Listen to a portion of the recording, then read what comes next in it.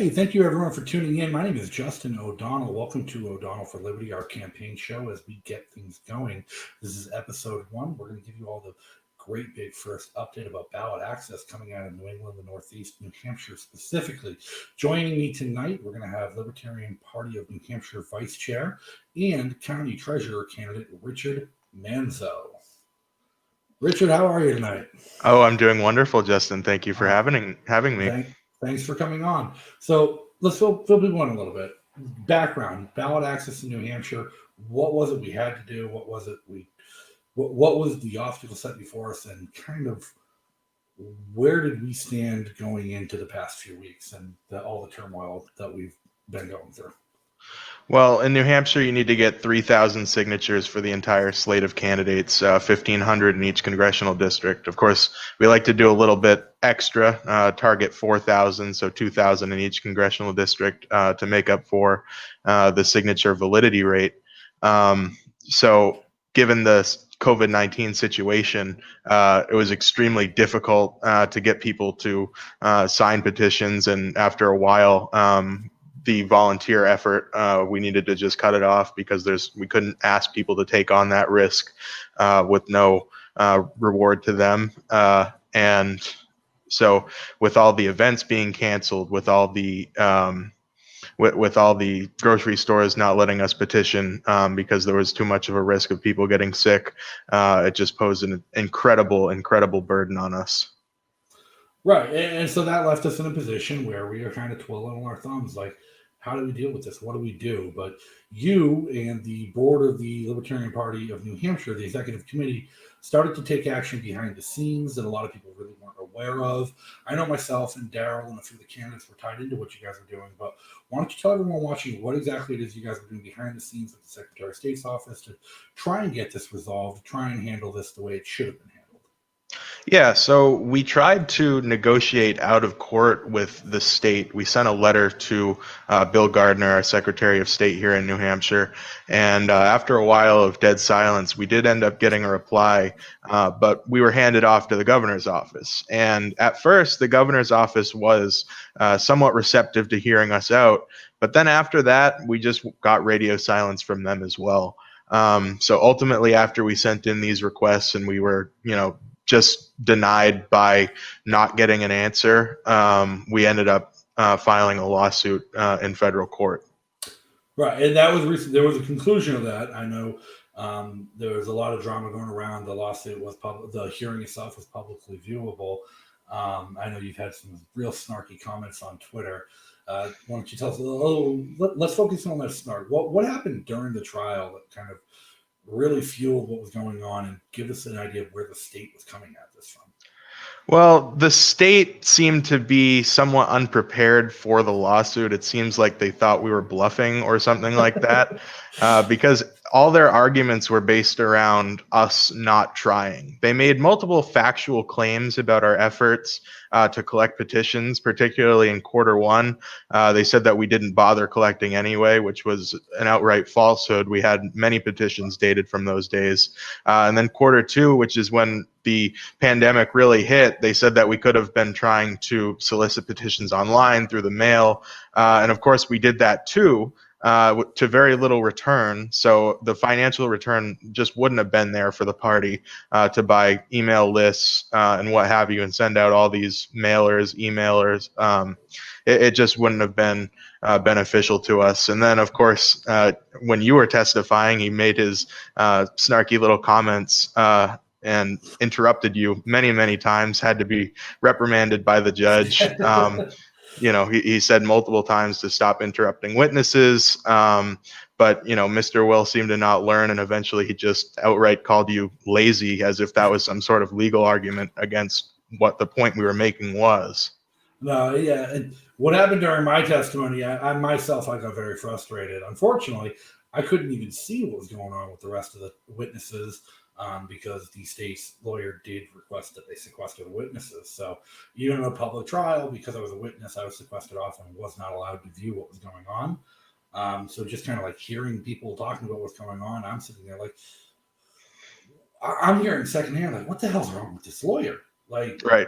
people like that night, I even talked to our attorney, and I'm just like, he seems to be asking everyone the same questions repeatedly, with not having any clue what was actually going on, and it seemed like he didn't actually understand ballot access either.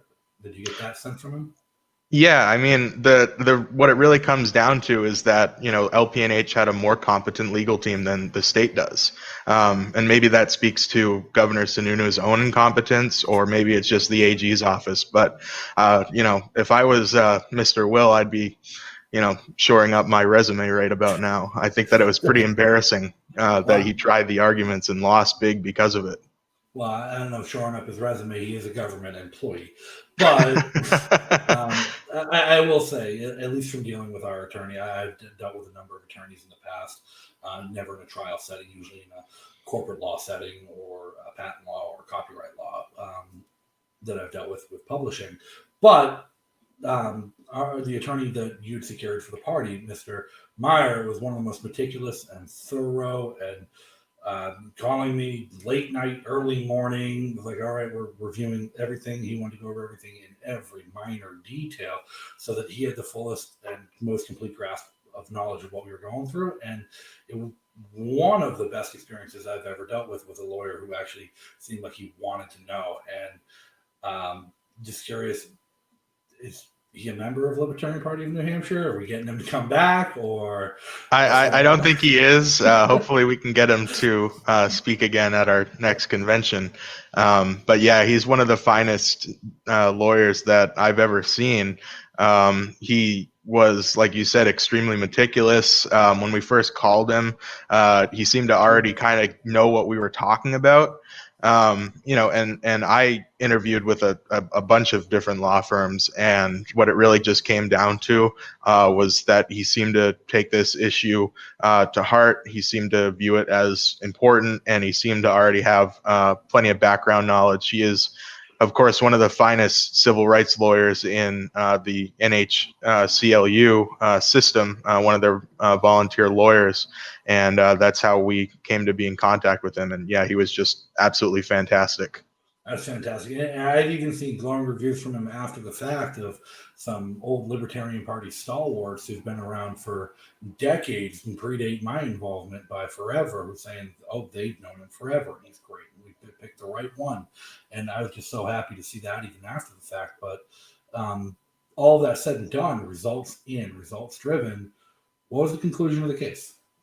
Well, it's actually interesting. John actually submitted a request at the end for a ruling in favor of the party for a 33% reduction, and the judge actually granted us a 35% reduction.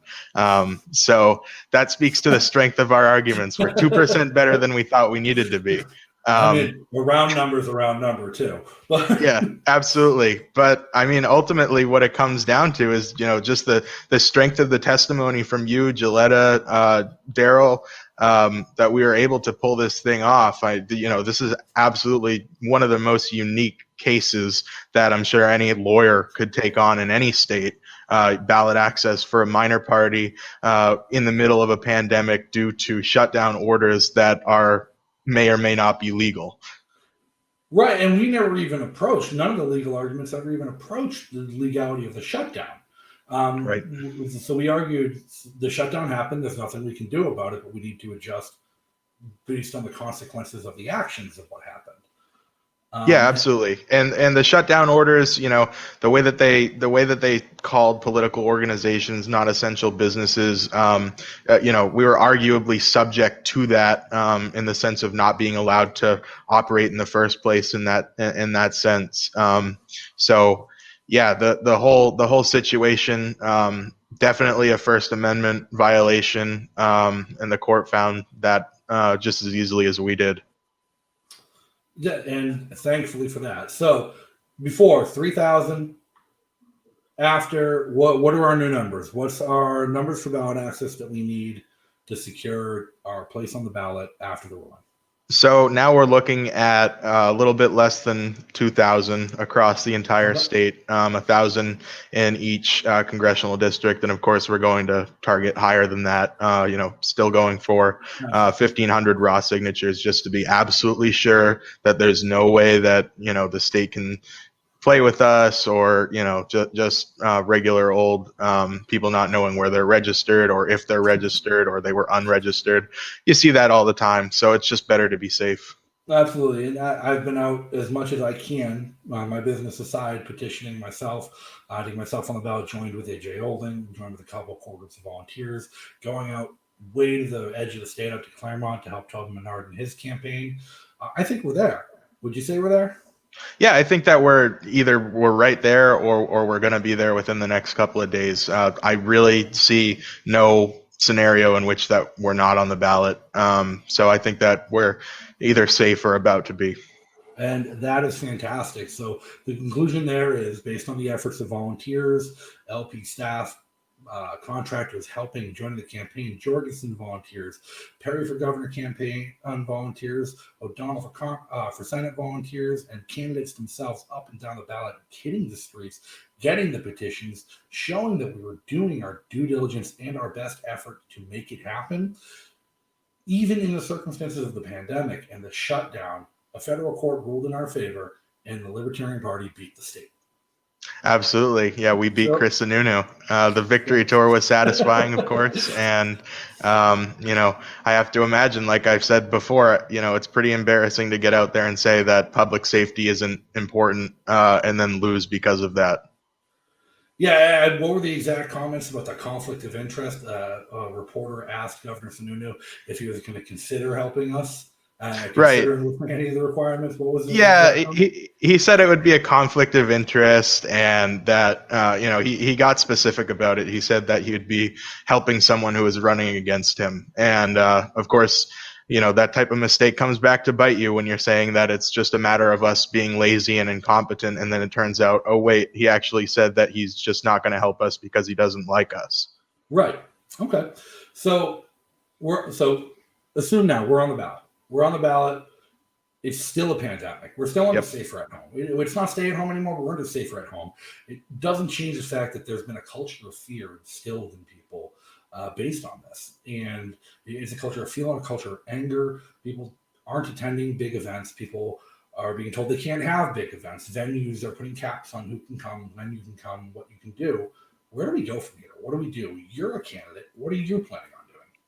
Well, there's a big focus on retail politics in New Hampshire, and seeing as that's really off the table this time around, it's a big focus on digital advertising, digital marketing, and doing as much as you possibly can to get out there and meet voters and explain your positions and hear their concerns. It's a unique challenge, but I think that a lot of the people in the Libertarian Party, they're new, they're young, they're coming from other parties. A lot of disaffected Democrats turning to the Libertarian Party, and they know their viral marketing. They learn it from people like Andrew Yang, Bernie Sanders, the candidates of the internet. And and of course we have some great libertarian activists, one of which is now our VP nominee. Spike is absolutely fantastic at the digital marketing and youth outreach, and we always have the real choice of the internet, Vermin Supreme, at our disposal when we need to reach out to those crazy college kids who like that sort of thing. No, Vermin actually is from the internet. Is that correct? Yes, I believe so. Yeah. Okay. Well, so what are you're running for county treasurer in Hillsborough County, New Hampshire. And anybody who wants to check it out, scrolling on the bottom of the screen right now, and it'll be in the link of the comments, link of the video on YouTube. If you're watching on Facebook or Twitter right now, check out our YouTube channel later on, and this video will be there. RichardManzo.com. Why don't you give us a little bit of background about your race? What makes it winnable? What makes what you're doing important, and what makes you the best candidate for the job? Well, I don't want to tip my hand too much here, but my opponents are, a couple of people who seem to not really have any campaigning experience. The Republican incumbent last time around raised $800. 100% of that came from his party committee. And ended up going another additional $3,000 out of pocket. So I've set a fundraising goal at $10,000. I'm a little bit less than halfway there right now. And I think that, just outspending the potential of the race is key here. And there's no doubt that I'm qualified for the office. I'm a member of the budget committee in my town. I'm a member of the trust fund trustee board, and I'm a public library trustee. There's really no question about my managerial skills or my financial skills. So it's uniquely winnable because not only am I an office holder, I'm a directly related office holder, and the other candidates are just weak, and it's ripe for someone to come in with energy and actual support. And that's critically important. We hear people talking all the time about how they say libertarians can't win. Libertarians can't win. Why are you running for Senate? Why are you running for governor? Libertarians can't win. You should focus on local elections. Well, that's what we're doing. The reason I'm running for Senate, the reason Daryl's running for governor is because we need that top of the ticket to just be visible, to get people attracted to the ideas and to know that we're there as an option. But you took the other route. You went local office. You won local office. Yep. You succeeded in local office, and now you're proving the point that you can get to the next step up in local office. And going back to the fundraising, if I heard you correctly, the incumbent in your race spent $3,000 out of pocket for his whole campaign, but you've already exceeded that in fundraising alone. Yep, that's correct. So now I'm already at the point where I can outspend him. I just want to make sure, I figure if the value that they've placed on it is about $4,000, go a little bit more than double that, and you're outspending the Republican and Democrat. There's a chance that I may be the only candidate people even know is running. Last time around, the Republican put an ad out on iHeartRadio, and that was it. So. Well, I mean, you can't knock iHeartRadio. They are one of the larger, quote-unquote, independent media. Well, sure. But, I mean, what's your strategy? What's your advertising strategy?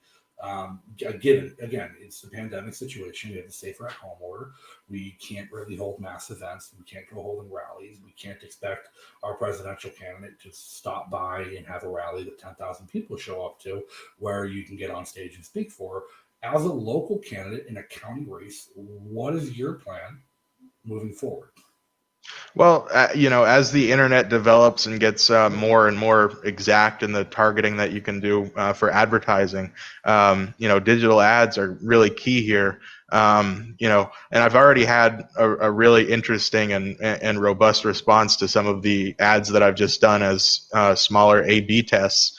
So people really like the idea of a young, qualified, and essentially independent from the two-party system candidate, in the treasurer's office, doing the auditing, managing the investments, weighing in on the budget, and so on and so forth.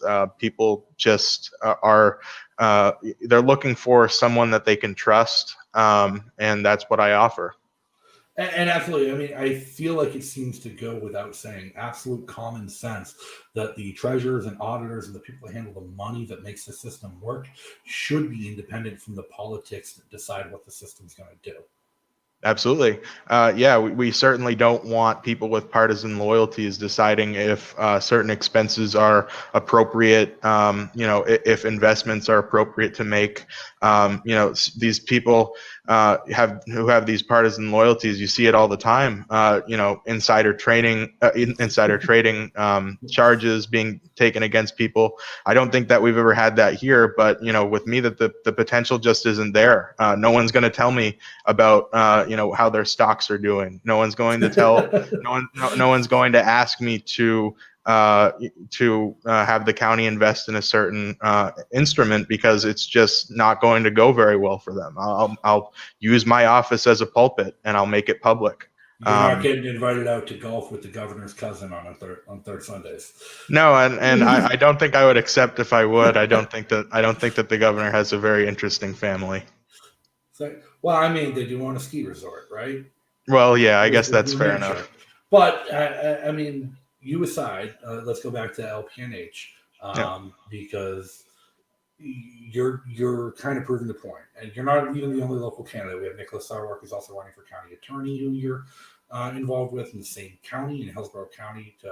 Are you planning on working closely with him as a joint campaign, or recognizing the fact that the offices are really separate?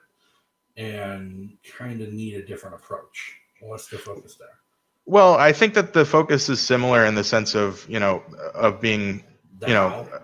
right. Yeah. The nonpartisanship, Yep. that focus is certainly there. And again, a big focus for the both of us is competence. Nick is a former public defender and a highly competent lawyer. And I'm a highly competent elected official in the county that I'm running in. So it really just comes down to making the case to voters that we're people that you can trust, specifically because of the fact that we're not from the parties that take so much control over our lives every day. Absolutely. And like I said, everybody watching, everybody joining us on Facebook, Twitter, YouTube, wherever you're watching this, the link's going by right on the bottom of the video right now and in the description, lpnh.org. You can visit, learn more about the Libertarian Party of New Hampshire, learn about all of our candidates, up and down the ticket, who's running local to you, how you can get involved, how you can help them, and how they can help improve life in your community. Now, pivoting from LPNH, we're also doing involved back to ballot access. Well, the big crutch of ballot access, why it's so important in these election years, as we go not just for New Hampshire, but for a 50-state ballot access campaign. I know last week I was helping turn in petitions in Maine. We're looking at trying to wrap things up in Pennsylvania soon. New Hampshire, we're doing turn in next week. The presidential campaign, 50-state ballot access for Joe Jorgensen. You are the regional director for the Jorgensen campaign here in New England. Yes. What are we doing there? Again, can't have events. Safer at home orders. Massachusetts is in the region for the Jorgensen campaign. They're not even letting out-of-staters in. It's a $500 fine if she tries to go to Massachusetts. Same approach. Are we just doing things all online, podcasts? Or are we going to try and do things a little bit different for that because it is a much more high-profile race?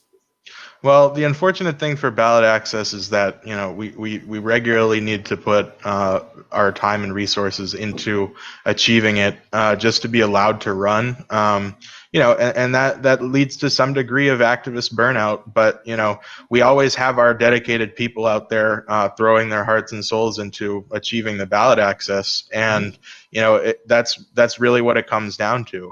We have a super talented activist pool that we're leaning on more heavily than ever to achieve this ballot access. And again, there are the legal routes. States are going down those legal routes, and it seems to be pretty consistently in our favor because most judges are reasonable people who agree that the circumstances of a global pandemic shouldn't disallow people from running for office, especially if they're always on the ballot. They're always able to pull it off. Right.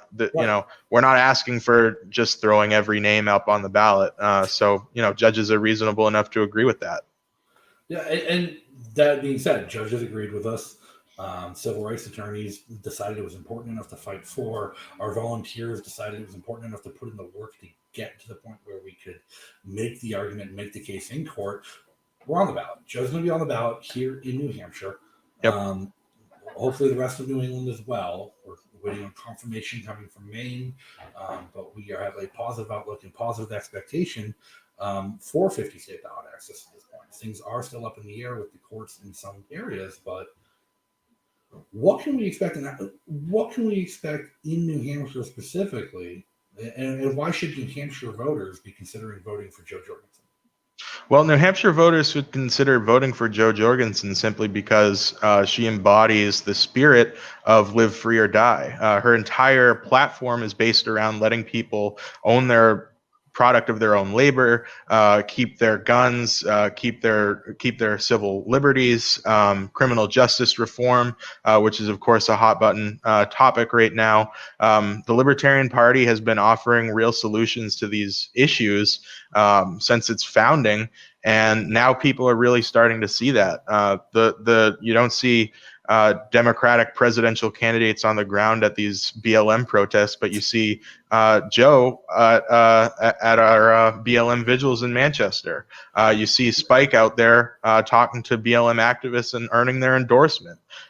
You see Justin Amash filing ending qualified immunity bills in Congress. We're fighting the good fight, and we're finally gaining ground because of it. People are finally starting to see, that these solutions that we're offering aren't just nice sounding words like the Democrats and sometimes Republicans offer.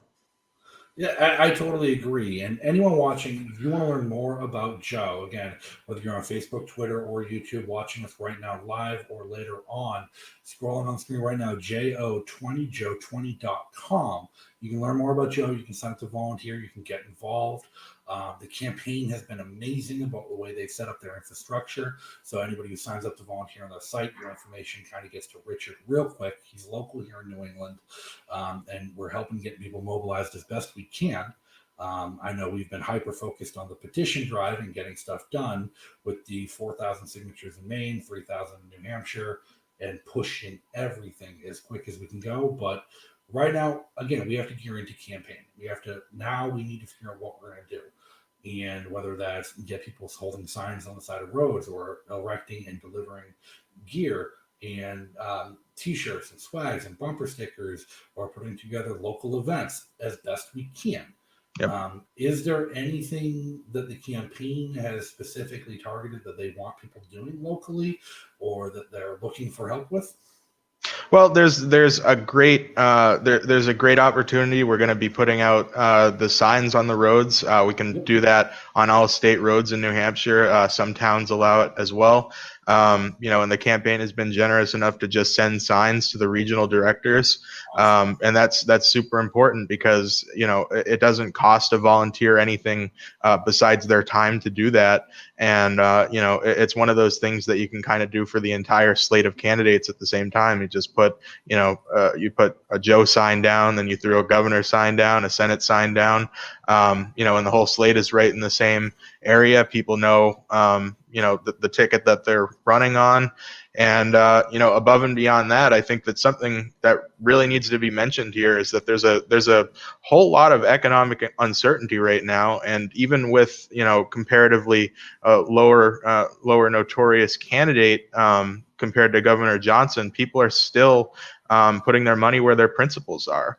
And we really need to thank those people for allowing us to offer these signs, the merchandise to people at low or no cost. And that's really what it comes down to is viral marketing and just name recognition, throwing those signs out. Yeah, and Joe Jorgensen running. The name recognition and the viral marketing, it's been something. It's been something different. In 2016, I helped with the petition drive to get Governor Johnson on the ballot up in New England as well. And when we were out petitioning and interacting with people, it was, help them get third party on the ballot. Not Trump, not Clinton, sure. Who's running? Governor Gary Johnson. Who the hell is that? Right. That was the response we got near universally. Now, by the end of the cycle, he was a near household name by people in New Hampshire who cared about politics, because we do have a culture of people here actually caring about who's running and being involved and being used to having presidential candidates just kind of show up at a local diner and say, hey, I'm Jeb Bush. That's cool. I'm eating pie. There's things that we just kind of deal with as a reality in New Hampshire. But this year, it's been a little bit different. Well, it's, on the same token, it's been a lot more difficult and a lot harder to get signatures, to get people willing to come talk to us, who are willing to violate social distancing, to exchange information with us, or the difficulty of communicating via the masks in public places. More and more each day that I'm out there, who are you getting on the ballot? Dr. Joe Jorgensen. Oh, I've heard of her. Yeah. And that is really interesting too, because there's certainly no secret that ahead of the nomination that I was worried about some of the other candidates, other than the one that I was supporting. But the people in New Hampshire and the entire region who care about good governance, seem to already know about her, which is really super fantastic. I couldn't be happier. Right, it's fantastic and it's exciting for me. Because I'm going to say it, after having run for Congress in 2018, it took a long time for me to get used to people recognizing me. Yeah. It didn't click with me that at the time, hey, everyone in New Hampshire cares about politics. politics. If the people who don't care about, if you don't care about politics, politics cares about you. And everyone in Right. New Hampshire knows that because our representative structure is so local. Everyone knows their state rep. Everyone would recognize their state rep, and you can yell at them. I've yelled at mine before. Not even at the State House, just walking down the street. It's like, hey, I got to talk to you about that bill. But after running for Congress, like a year or so later, when presidential candidates started swinging by, I know myself and some others had gone up to Concord because we wanted to hear Tulsi Gabbard speak when she came for her first visit to New Hampshire. And I walked into the bar, and a reporter immediately turned around. It's like, "Oh, you're Justin O'Donnell. Can I talk to you?" I'm like, "What?" I'm like, "We're here to see a presidential candidate." She's like, "Yeah, she'll be here. Whatever. It's a campaign." I haven't seen you since your campaign. That kind of thing threw me off guard, but over the past few years, I've come to accept it. And I think that is the future of libertarianism. Again, that's why I run for things like U.S. Senate. People recognize me. People read my book. People read my blogs and my websites. They're going to watch these programs online. They're going to learn more about libertarianism because of it. And that kind of helps, in my opinion, people like you who are doing the actual work in local government be able to leap off that platform to show, like, hey, I agree with like, this is the crazy radical stuff he's talking about. That's my platform, but like, I'm actually doing it. Right. And this is how we do it. Yeah, and we're actually doing it, but we're not just like yanking the rug out from under people who rely on these government services. You know, we're focusing on cutting waste and inefficiency first, because that's the compassionate route to take. And libertarianism at its core is compassionate, and you know, we're able to demonstrate that, you know, through our campaigns and through our local office holders. All right. Well, we're coming up on the half-hour mark for today. I just want to, again, thank you, Richard, for all the help you've done with the ballot access here in New Hampshire, New England, and for the Jorgensen campaign across the country, and all the hard work you put in with the Libertarian Party of New Hampshire. And again, wish you luck with your campaign. Thank you. I know I'm going to be helping. And again, it'll be in the description, scrolling beneath us right now, richardmanzo.com. If any of you want to look into Richard's campaign, help him out. He's already out fundraised the incumbent's total spending from the previous cycle. And he's qualified and has the resume to do the job. This is a libertarian we need to put in front of the people. And we've already cleared the ballot access hurdle. So let's go check it out. Everybody go to richardmanzo.com and see how you can get involved with both Richard at the most local level, your county treasurer, and Dr. Jorgensen for president. All right, Richard. Thank you for coming today. Thank you for having me. It's been fun.